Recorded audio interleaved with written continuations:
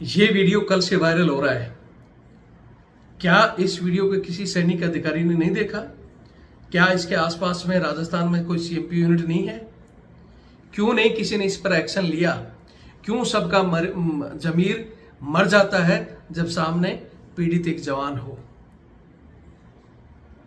जवान की इस मुसीबत में किसी अधिकारी को क्यों नहीं इसका याद आया कि इसको तुरंत के तुरंत किसी एमएचओ में जाकर इसको अच्छा इलाज मिले और इसके परिवार की देखरेख हो?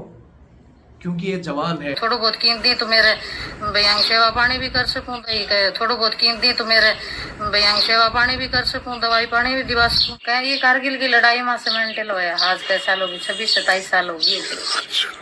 तो मैं बहुत घणो इलाज कराया जब बदल गया। ठीक है, कई तो संसद में गए नहीं, अधिकारियों ने अपनी मर्जी से ही चेंज कर दिए।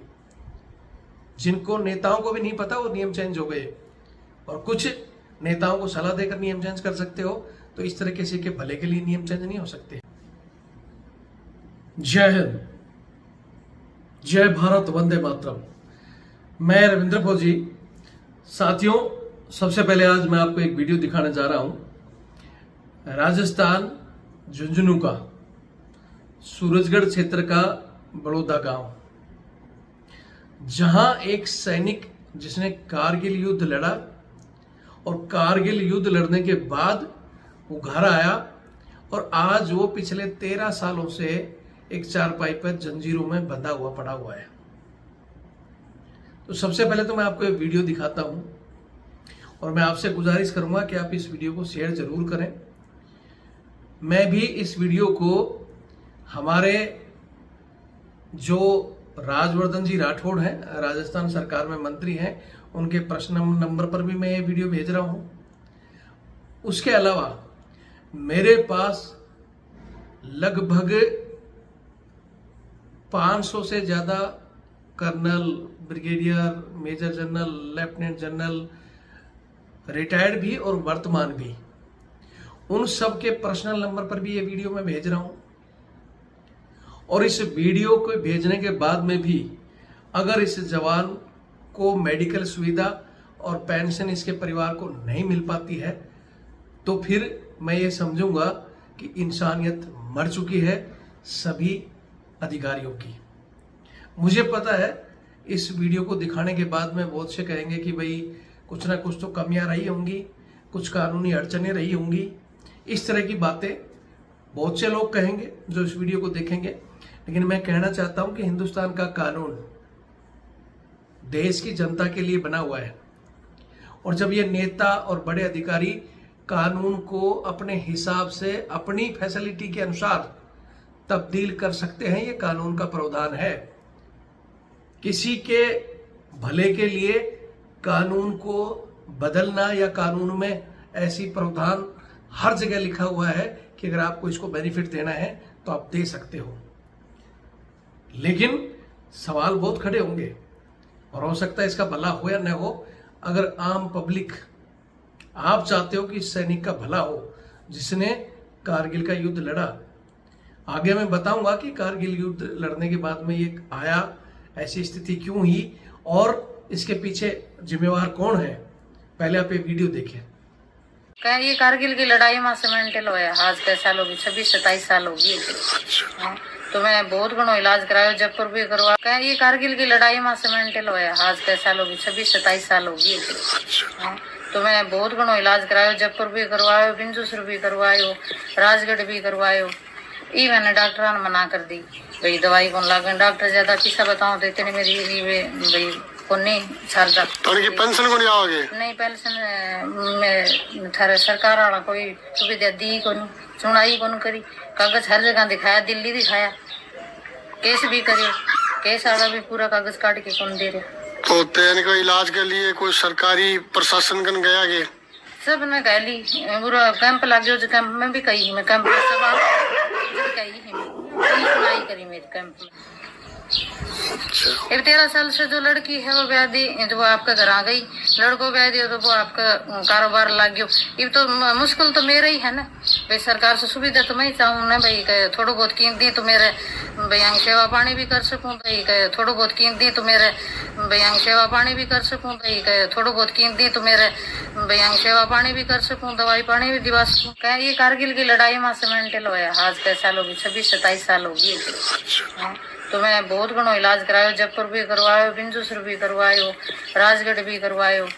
ई मैंने डॉक्टर ने मना कर दी, भाई दवाई कौन लागे, डॉक्टर ज्यादा पैसा बताओ तो इतनी मेरी भाई को नहीं छाड़ता। पेंशन को नहीं आओगे? नहीं, पेंशन में थारे सरकार वाला कोई सुविधा दी को नहीं, सुनाई को नहीं करी। कागज हर जगह दिखाया, दिल्ली दिखाया, केस भी करे, केस वाला भी पूरा कागज काट के कौन दे रहे। तो तेन को इलाज के लिए कोई सरकारी प्रशासन कन गया के? सब ने कह ली, पूरा कैंप लग गया, जो कैंप में भी कही मैं कैंप में सब सुनाई करी मेरे कैंप में। आपने अभी ये वीडियो देख लिया होगा, एक सैनिक का क्या हाल है। मेंटल स्थिति में वो 13 साल से इस चारपाई पर बंधा हुआ है। इसका जिम्मेवार कौन है? हमारा वो मरा हुआ सिस्टम, हमारा वो अंग्रेजी कानून जो किसी का भला नहीं, किसी को दबा कर रखना चाहता है।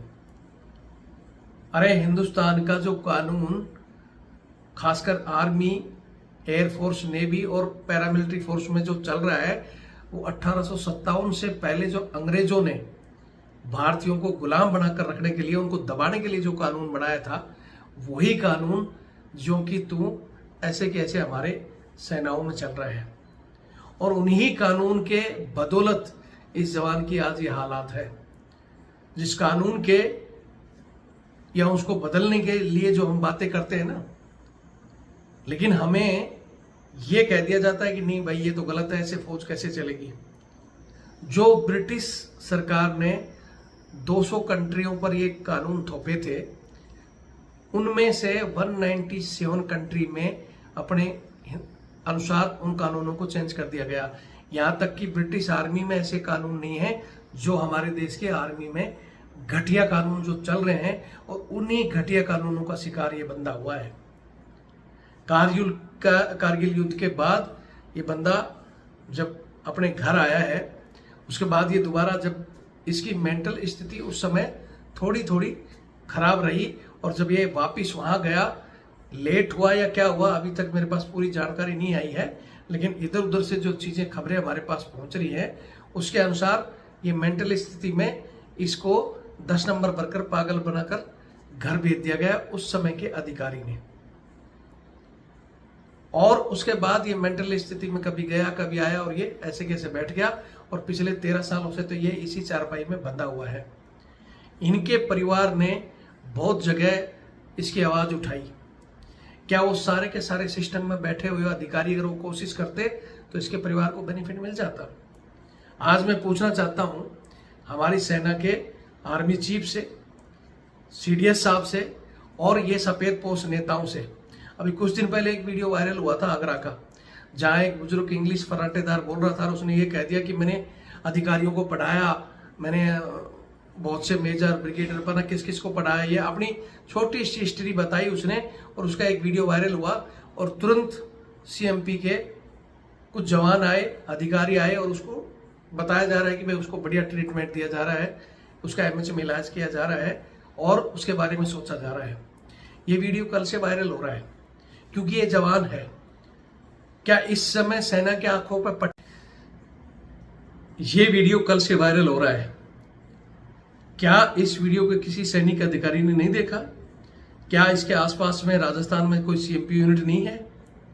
क्यों नहीं किसी ने इस पर एक्शन लिया? क्यों सबका जमीर मर जाता है जब सामने पीड़ित एक जवान हो? जवान की इस मुसीबत में किसी अधिकारी को क्यों नहीं इसका याद आया कि इसको तुरंत के तुरंत किसी एमएच में जाकर इसको अच्छा इलाज मिले और इसके परिवार की देखरेख हो? क्योंकि ये जवान है, और जवान मरने के लिए पैदा होते हैं। जवान मर रहा है, उसका परिवार मर रहा है, किसी को परवाह नहीं है। इसी कारण इस वीडियो को अभी तक किसी की नजर नहीं गई। मैं फिर कह रहा हूं कि मेरे पास पर्सनल 500 से ज्यादा अधिकारी जो अभी वर्तमान ड्यूटी कर रहे हैं, रिटायर्ड हैं, captain, major, brigadier, lieutenant general, major general, retired army chief तक के नंबर हैं जिनके पास मैं ये भेजूंगा।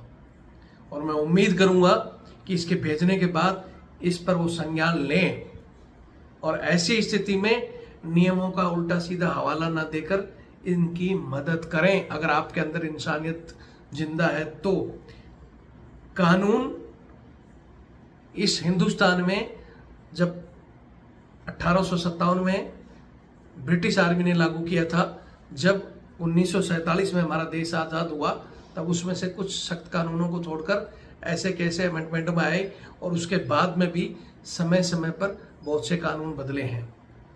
और हमारा संविधान कहता है कि हमारे देश की जनता के लिए, भलाई के लिए कानूनों को समय समय पर बदलना चाहिए। मैं देशवासियों से कहना चाहता हूं कि आपको लगता है कि इस सैनिक ने वहां कारगिल वार में लड़ाई लड़ी और उस लड़ाई के दौरान ही इसकी यह स्थिति, मानसिक स्थिति इस तरह की हुई। लेकिन देश का दुर्भाग्य है कि उस समय के इसके कमांडिंग ऑफिसर के अलावा जो ऊपर कड़ियां हैं, अभी कुछ दिन पहले आपने सुना था ना कि आर्मी चीफ और चीफ ऑफ डिफेंस मिनिस्टर के जो सेक्रेटरी हैं, उनके ऊपर एक लाख का जुर्माना लगा था। क्या वो डायरेक्ट जो दोषी थे, एक मेजर साहब की पेंशन को डिसेबिलिटी पेंशन में, क्या वो आर्मी चीफ ने रोका था या रक्षा सचिव ने रोका था? नहीं, रोकने वाले और थे, लेकिन उनकी पनिशमेंट कोर्ट ने सही उनको दी कि वो इस तरह की ड्यूटी करें। लेकिन अभी भी वो लोग ड्यूटी नहीं करते हैं। अभी भी जवानों की जो शिकायत जाती है, हम बहुत से मामलों में जब पहले कर्नल साहब से रिक्वेस्ट करते हैं कि साहब इसको हैंडल करो, कोई बड़ा इश्यू नहीं है, लेकिन वो सुनने के लिए तैयार नहीं, क्योंकि मानसिकता अंग्रेजों वाली भरी हुई है। उसके बाद जब हम उनसे सुपीरियर अधिकारी से ब्रिगेडियर साहब को कहते हैं तो उनका जवाब ये होता है कि अब सीओ ने कर दिया, मैं क्या कर सकता हूँ, वो ही करेगा जो करना है। मैंने आपको बताया था कि एक सिलसिले में एक जवान की पेमेंट रोकी तो उसके सीओ साहब को मैंने बात किया, नहीं माना।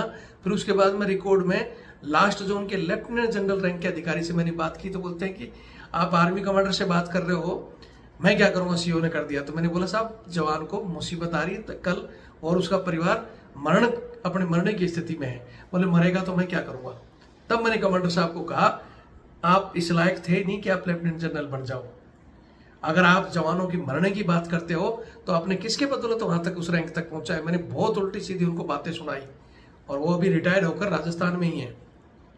हालांकि उन्होंने कहा कि आप ये ठीक नहीं है, लेकिन जब उनके दिल में वो ठेस, मेरे शब्द उनके दिल में पहुंचे, उन्होंने वास्तविकता में बोला एक बार उस चीज को अच्छे से देख लो। और फिर उस जवान की पेमेंट 2 दिन के अंदर उन्होंने शुरू की। मैं सैल्यूट करता हूं उनको, जय हिंद साहब। लेकिन उनके जब दिल में वो मेरे तीर चुभे ना, मेरी कठोर भाषा, मेरे वो कोई दुश्मन नहीं थे। और ना ही मैं जिन अधिकारियों से बात करता हूं या कई बार मेरे अधिकारियों के प्रति कुछ ऐसे शब्द निकल जाते हैं, क्या वो मेरे निजी दुश्मन हैं? लेकिन जब उनकी अंतरात्मा मर जाती है, जब वो इस तरह के अपने जवान के प्रति कठोर कदम उठाते हैं, और ये कठोर कदम उठाया गया, इसको पेंशन तक नहीं देना, ये उस समय के कमांडिंग ऑफिसर पे है। और ये मामला तो मीडिया में आ चुका है। मेरे पास तो ऐसे और भी बहुत से मामले हैं जो 17 साल सर्विस करके, कोई 20 साल सर्विस करके, उसकी मात्र छोटी सी गलतियों के प्रति, जो कि हमारा संविधान, हमारा कानून कहता है कि किसी को इतनी बड़ी सजा मत दो कि आप उसकी सर्विस भी खा जाओ और उसकी पेंशन भी खा जाओ। लेकिन बहुत से हमारे ऐसे अधिकारी कि नहीं, हमारे आर्मी एक्ट में यही लिखा है, हम मजबूर हैं, हमें ये करना पड़ेगा। आप अपने बच्चों के लिए गाड़ियां इस्तेमाल करते हो, मैडमों के लिए गाड़ियां घूम रही है, सेवादार आपके माँ बाप तक जा रहा है, उस समय आप उस आर्मी एक्ट को कैसे भूल जाते हो कि आर्मी एक्ट में ये लिखा है कि किसी जवान का दुरुपयोग नहीं करना है। जवान अगर सहायक भी रखना है तो कर्नल एंड अबव को 1-1 लागू है, और वो सिर्फ सूचना आदान प्रदान के लिए है।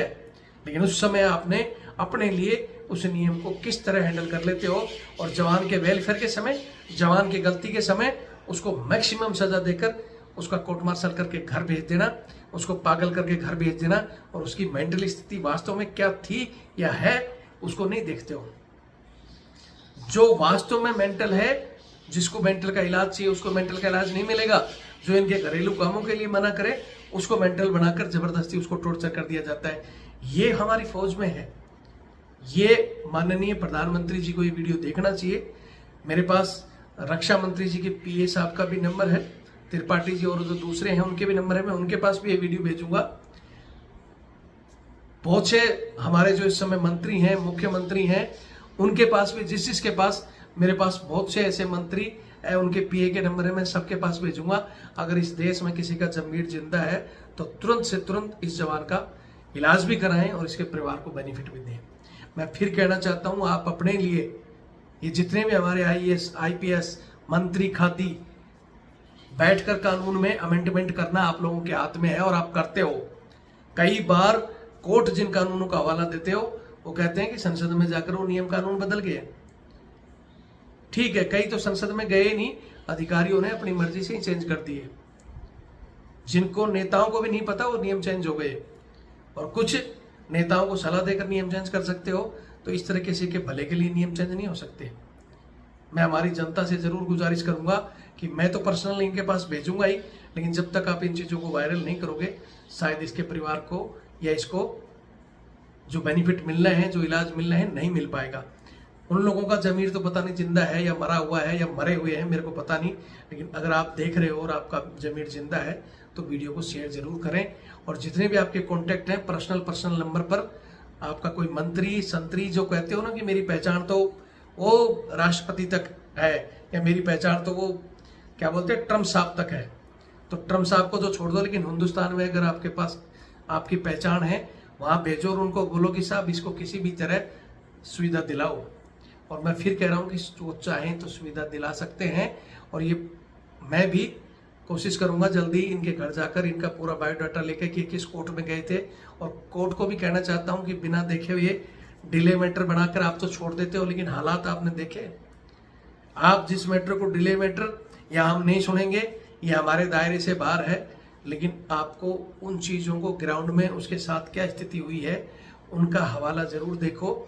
और जो पूरी सर्विस करके या इस तरह वास्तविक जो मुसीबत झेल कर या वास्तविक स्थिति में कानून के दायरे में हो सकता है वो गलत हो, लेकिन उसकी मानसिक स्थिति की वजह से या परिस्थितियों की वजह से, जैसे एक भरतपुर के हैं, उनकी लास्ट में वाइफ मर गई और 6 महीने लेट गए, उनकी वाइफ खत्म हुई, फिर उनका बच्चा खत्म हुआ, मेंटली प्रेशर में वो 6 महीने लेट गए, और उस 6 महीने में उनके कर्नल थे उस समय, कोई लेफ्टिनेंट कर्नल, उनको डिसमिस फ्रॉम सर्विस कर दिया।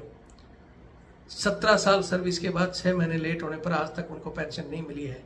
वो गए थे दिल्ली में कर्नल साहब के पास केस लगाने, लेकिन कर्नल साहब ने पैसे भी ले लिए और केस भी नहीं लगाए। तो ऐसे लोगों को मैं एक चीज जरूर कहूंगा कि ये यहाँ तो तुम जो करना है कर लो, वो लीली छतरी वाला ना जो ऊपर बैठा है भगवान, वो क्या करेगा आप ही को पता है। वो पता नहीं चलता, लेकिन वो जो उस समय पता चलता है जब ऐसी स्थिति होगी। जैसे कल परसों में एक वीडियो देख रहा था, छोटा सा वीडियो, पहले ही लंबा हो रहा है, लेकिन मैं एक स्थिति बता देता हूँ कि एक कहानी थी मैंने जो देखी थी कि उसमें वो दिखाई गई थी, 2 बाबू थे, अच्छी पद पर बैठे थे, तो उनमें एक बाबू था जो साधारण अपना चप्पल में और ड्रेस में आता था, छोटा सा स्कूटर लेकर, वो हमेशा उसी में चलता रहा। दूसरी तरफ वो बाबूजी जो उसी के बगल में बैठते थे, वो रिश्वत ले लेकर उन्होंने बढ़िया बंगला, कार में आते थे और बढ़िया कपड़ा, ब्रांडेड सब कुछ पहनते थे, और उसको भी कहते थे कि यार तू कब तक ये साला फटे स्कूटर में डोलेगा, अच्छे से जूते भी नहीं है, अच्छे से कपड़े नहीं, क्यों नहीं मेरी तरह थोड़ा बहुत ले लेता। तो वो दूसरा बाबू ये कहता था, भैया जितनी तनख्वाह मिल रही है मैं उसमें आराम हूँ और कोई मेंटली प्रेशर नहीं, अपना काम करता हूँ और आराम से सोता हूँ। और दूसरा उसमें इतना उलझा हुआ कि वो मेंटल प्रेशर में कल किससे रिश्वत लेनी है, कल किसका खाना है, अच्छे से सो नहीं पाता। गाड़ी, बंगले और कार तो बना ली, लेकिन ठीक से सो नहीं पाता था। और इसी स्थिति में एक दिन उसके बच्चे का कोई ऐसी बीमारी लगी है, एक्सीडेंट हुआ कि वो हॉस्पिटल में पहुंच गया, और उस हॉस्पिटल में जब उसका इलाज चला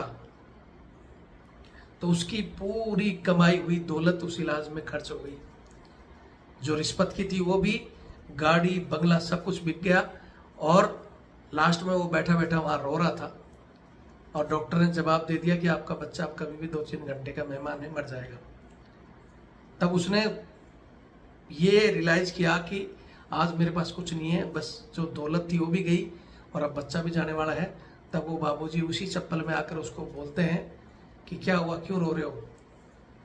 बोले वास्तव में मैं नहीं रो रहा, मैंने इतने दिन जो किया ना, मेरी किस्मत ने आज मेरे को अच्छे से रुलाया है और आज समझा दिया कि जो मैंने किया ना, जिनके लिए किया वो भी चले गए खाली हाथ और मैं भी खाली हाथ हो गया। और उसके गम में उसकी पत्नी भी बीमार हो गई, हो सकता है वो भी चली जाएगी। तो वो जो मैंने किया उसका जो आप कहते थे कि आज आप जिस हालत में हो, वास्तव में जो कमाया है आपने कमाया, आप खुश हो, और मैंने जो कमाया वो भी गंवा दिया और बेटा भी जा रहा है और पत्नी भी चली जाएगी। मैं क्या करूँगा, इस गम में मैं भी जाऊँगा। ऐसा ना हो उन लोगों की स्थिति। बोलते ना भगवान इसी जन्म में आप किसी का बुरा कर रहे हो, रिश्वत का खा रहे हो, उल्टा सीधा लोगों को कर रहे हो, उसका रिजल्ट यहीं देता है। आपको आपके परिवार को जब भुगतना पड़ेगा ना, तब आपको एहसास होगा कि आपने क्या किया। और हो सकता है इनके साथ जो हुआ हो और उस समय जो दोषी हो उनके साथ ये हो भी चुका होगा। बहुत सी हम खबरें देखते हैं ना, एक वो सांप की सड़ी गली लाश मिली थी कई दिनों के बाद, जिसमें सिर्फ कंकाल बचा था, क्योंकि उसके बच्चे तो वहाँ विदेश में रह रहे थे। उसने पूंजी जमा की थी, लेकिन कैसे की थी, उसका अंत क्या हुआ। बहुत सी खबरें आती हैं। फ्लैट में सिर्फ बदबू ही बदबू और सड़ा गला शव मिला, क्योंकि बच्चे अमेरिका में पढ़ रहे हैं। धन दौलत जो आपने ऐसे कमाई, उसका रिजल्ट ऐसे निकलता है। या तो बच्चे नहीं होते, हो गए तो लूले लंगड़े, या फिर खुद को छोड़ जाएंगे, सड़ी गली लाश मिलेगी। तो वो स्थिति आपकी न हो, ऐसे कर्म ना करें। कर दिए तो पछतावा करो, सुधरने का समय है, सुधर जाओ। वो देख रहा है, याद रखना। जय हिंद, जय भारत, वंदे मातरम।